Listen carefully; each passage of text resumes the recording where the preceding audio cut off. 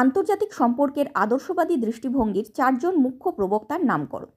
উত্তর: আন্তর্জাতিক সম্পর্কের আদর্শবাদী তত্ত্বের প্রধান প্রবক্তারা হলেন প্রাক্তন মার্কিন রাষ্ট্রপতি Woodrow Wilson, Norman Angell, Alfred Zimmern এবং লিওনার্ড উলফ। প্রাক্তন মার্কিন রাষ্ট্রপতি উড্রো উইলসন 1918 সালে তার 14 দফা প্রস্তাবে আন্তর্জাতিক রাজনীতিতে নৈতিকতা, গণতন্ত্র, স্বনিয়ন্ত্রণ ও সমষ্টিগত নিরাপত্তার মাধ্যমে শান্তি প্রতিষ্ঠার ধারণা দেন।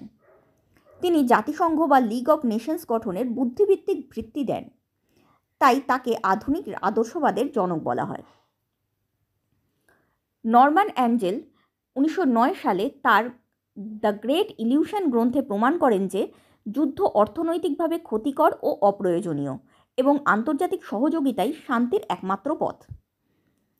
আলফ্রেড জিরমান তার 1936 সালে প্রকাশিত the League of Nations and Rule of Law গ্রন্থে আন্তর্জাতিক আইন ও প্রতিষ্ঠানের ভূমিকা ব্যাখ্যা করেন এবং লিওনার্ড উলফ ইন্টারন্যাশনাল গভর্নমেন্ট গ্রন্থে 1916 সালে আন্তর্জাতিক শাসন কাঠামোর প্রয়োজনীয়তা তুলে ধরেন।